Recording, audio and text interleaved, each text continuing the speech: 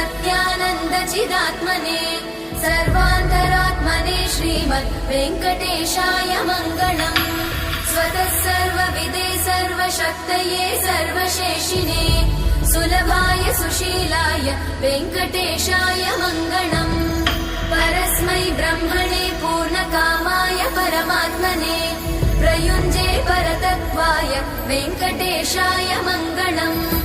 आकालतत्त्वमशान्तमात्मनामनुपश्यताम् अतृप्त्यमृतरूपाय वेङ्कटेशाय मङ्गलम्। प्रायस्वचरणौ पुंसां शरण्यत्वेन पाणिना कृपया दिशते श्रीमद् वेङ्कटेशाय मङ्गलम्।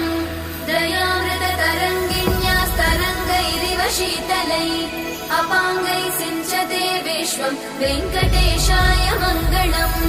स्रग्भूषां